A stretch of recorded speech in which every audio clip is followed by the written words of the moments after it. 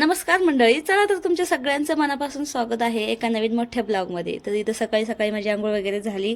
आता म्हटलं चला लगेच देवपूजाही करून घेते. आणि मी कालच्या व्हिडिओमध्ये तुम्हाला सांगितलंय बघा, मला ना देवाला जायचंय गावाकडे. तर त्यासाठीच म्हटलं चला आता पटापटा काम उरकून घेऊया. देवपूजा वगैरे केली आणि लगेच स्वयंपाकाला लागले, कारण की ना पुरणाचा स्वयंपाक मला बनायचा होता. आणि ज्या म्हणजे देवाला जाते ना मी, तिथं असं पुरणाचाच निवेद लागतो. म्हणजे जस्ट त्याच्या मनावर आहे, कोणी कसंही करतं त्याला. पण जास्त करून ना पुरणाचाच लागतो, मला एवढं माहिती आहे. कारण जेव्हापासून मी जाते ना तेव्हापासून आम्ही ना गोड धोड हे असं स्वयंपाक नेतो. तर तुम्हाला सांगतेच मी कोणच्या देवाला आहे कोणचे नाही. तर तुम्ही व्हिडिओ कंटिन्यू बघा, तुम्हालाही कळेल. तर ज्याला कोणला असं ते आसरा आहे बघा, त्यांचं नाव साती आसरा म्हणतात त्या देवीला. तर ना आंब्याच्या सीझनमध्ये ना त्यांना आंबे पुजायला जावं लागतं. तर त्यांची पूजा वगैरे आपण करतो ना, तर तेव्हाच असं पुरण वगैरे त्यांना सगळं असं म्हणजे पुरणाचा स्वयंपाक न्यावा लागतो. तर हे पुरण ना मी रात्रीच डाळ वगैरे शिजून ठेवली, पुरणही मस्त बनवून ठेवलं होतं. इतकं छान झालं होतं ना खरंच, म्हणजे खराब वगैरे काहीच झालं नाही. थंड पाण्यामध्ये मी त्याला असं मस्त ठेवलं होतं. फ्रीज खराब झालं ना, त्यामुळेच मी त्याला थंड पाण्यातच ठेवलं होतं. तर सकाळपर्यंत खूप छान राहिलं ते. म्हटलं चला आता लगेच नैवेद्य बनवून घेते. आणि भाज्याचं वगैरे बेसन पीठ मी भिजू घातलं होतं. आता नैवेद्य करूच तर ते भिजतंय, म्हटलं तोपर्यंत मी करून घेते नैवेद्य. चला, तर असे छोटे छोटे नैवेद्य बनवून घ्यावं लागतात मला. आणि दरवर्षी मी जात असते त्या देवाला बरं का. जेव्हा बी आंब्याचं सीझन असलं ना तर मला जावं लागतं. त्याच्या पहिलं मी आंबे खाऊ शकतच नाही. जेव्हा त्यांना मी आंबे म्हणजे नेहून अशी पूजा वगैरे करीन तेव्हाच मी आंबे खाऊ शकते. तर इथं आता माझं सगळं बनवून झालं होतं नैवेद्य ते. आता राहिले होते भजे आणि कुरडया पापड हे असं तळावं लागते. तर म्हटलं चला तेही लगेच करून घेते. आणि मुलं आहे ना कालच गेले होते, मामा आला होता त्यांचा ना, तर मामासोबतच गेले ते. कारण त्याचं काम होतं इकडं, तर तो आला होता जाता जाता. तर त्याच्या मागं लागले मुलं, म्हणजे आम्हाला भेटचं मामा. तर मुलं त्याच्यासोबतच गेलेत. आता फक्त मी आणि दादूचे पप्पाच होते जायला. तर म्हटलं चला आता हे थोडासा स्वयंपाक करून घेते आणि मग लगेच जाऊया. कारण इतकं ऊन पडतंय ना, आणि उन्हाचं जायला म्हटलं ना तर खूप कंटाळा येतो. तर इतका लवकर मी बी उठले ना आज.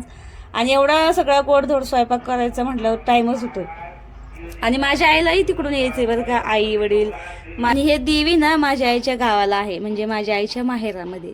तर ते आसरा आहेत तिथं, त्यांच्या इथं खूप मोठी नदी आहे बघा. आणि त्याच्यामध्ये ना म्हणजे सगळ्या गावामध्ये ना जिथं बी नदी असते ना तिथंच त्या देव्या असत्या, नदीमध्ये असत्या किंवा अशा म्हणजे साईडला असत्या.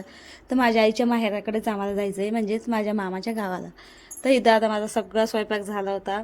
आता माझी तयारी चालू होती सगळा स्वयंपाक भरून ठेवायची. म्हटलं चला सगळं एका याच्यामध्ये घेते. आणि कसं आहे ना, त्या सगळे पापड वगैरे सगळं चोरा होतंय तिथलं जाऊसर. पण आता काय करणार, ते आपल्याला बांधून द्यायचं म्हटलं तसंच होतंय. आणि उन्हाचं असं म्हणजे डब्यात वगैरे नेलं असतं, पण ते गरमच आहे, खूप घामाळ त्या डब्यामध्ये. त्यामुळे मी असं मग एक मस्त रुमाल घेतलाय, त्याच्यामध्ये सगळं टाकलं आणि आता सगळं पॅक म्हणलं करू. आणि आता लगेच बॅग भरायची होती.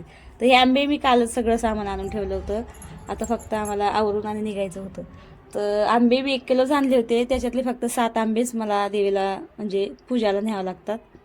तर आता सगळं सामान भरून घेतलं आणि माझी उरकून म्हणजे एकदम तयारी झाली होती. आता म्हटलं चला आता नुसतं निघायचं काम आहे. तर माझं काठपदराची साडी वगैरे मी काही घातली नाही, कारण की उन्हाळ्याचं कसं आहे माहिती आहे ना, खूप म्हणजे साड्या अशा साध्या सिंपलच घालूशी वाटतात. त्यामुळे मी काही एवढी म्हणजे एकदम अशी छान आणि जड वगैरे साडी काही घातलीच नाही. साधी सिंपलच घातली, कारण की मलाही उन्हाळ्यामध्ये जास्त हेवी साड्या आवडत नाही. साध्याच घालते मी. त्यामुळं तसं तर साड्या मी जास्त करून घालत नाही, ड्रेसच घालते. पण देवाला वगैरे कुठं जायचं असलं माहेरात त्यात, तर मग तेव्हा मी साड्या घालत असते. तर आता इथं सगळीच माझी तयारी झाली होती. आता म्हटलं चला लगेच निघायचं होतं. आता मुलाचं तर काही टेन्शन नव्हतं, ते पुढे गेले होते. थोडंसं ऊनही असलं तर चालतंय, कारण की आम्ही दोघंच आहेत गाडीवर. आता लगेच निघालो होतो. अर्ध्या रस्त्यापर्यंत आलो होतो. हे बघा इतकं ऊन खरंच पडलं होतं ना, 10च्या पुढं म्हणजे टाईम झाला होता. तर उन्हाळ्यामुळं ना खूपच म्हणजे ऊन चटकतंय जास्त. म्हणजे 9ला ऊन चालू होतं आहे, तर 10 वाजेपर्यंत तर खूप जास्त म्हणजे हे होतं आहे. तर हे बघा आम्ही इथं आलो होतो 10 साडे 10 वाजेपर्यंत. म्हणजे माझ्या माहेरी आली मी सध्या. त्यांनाही उरकून ठेवायचं सांगितलं होतं, त्यांनीही उरकून ठेवलं. आणि आता आम्हाला इथून निघायचं होतं गाडीमध्ये. आता मी काही गाडी वगैरेवर जाणार नव्हतो, कारण की मुलं हे सोबत सगळेजण होते. त्यामुळेच माझ्या भावाची गाडी आहे आणि तो ड्युटीला होता.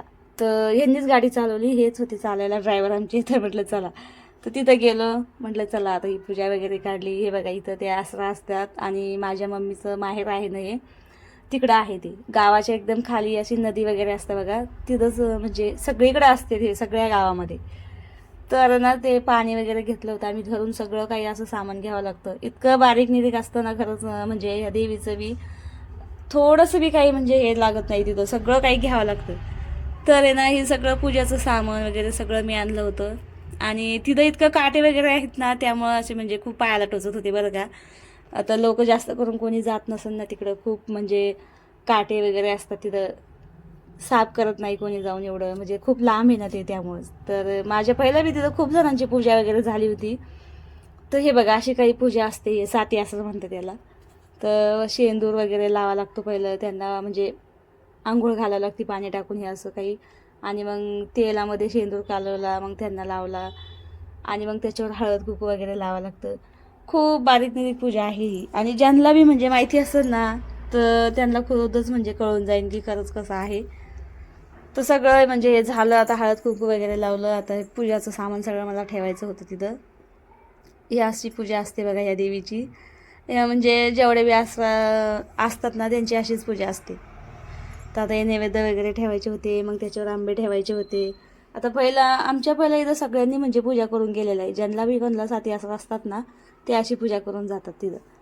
आणि त्यांना आंबा आपण ठेवल्याशिवाय आपण आंबा खाऊ शकत नाही, असं आहे ते. आणि दरवर्षी असं म्हणजे त्यांना आंबा पहिले ठेवाच लागतो आपल्याला पूजासाठी, तेव्हाच आपण खाऊ शकतो.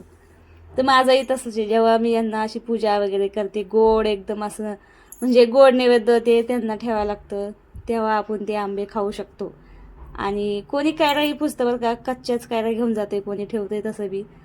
पण मग आता मी कच्च्या वगैरे नेत नाही, मी आंबेच नेते आणि आंबेच पुजत असते दरवर्षी. तर हे बघा इथं असे आंबे वगैरे ठेवले आहेत, नैवेद्यही ठेवलं आहे. आणि म्हटलं चला आता जवळजवळ पूजा आमची होतच आली होती. या अगरबत्तीचा पुडा आणला होता तिथून, सगळं काही म्हणजे घेऊन यावं लागतं तिथून. असं काहीच नाही का पूजाचं आपण हे सोडलं आणि ते सोडलं, तसं काहीच नाही. खूप बारीक निरीक पूजा आहे या देवीची. आणि माझ्या आईच्या माहेराचं आहे हे. माझी आई दरवर्षी माझ्यासोबत येत असते. आई वडील म्हणजे भावजाया बी येत असते, पण सध्या त्या त्यांच्या गावाकडेच होत्या, त्यामुळे त्या काही आल्याच नाही कोणी.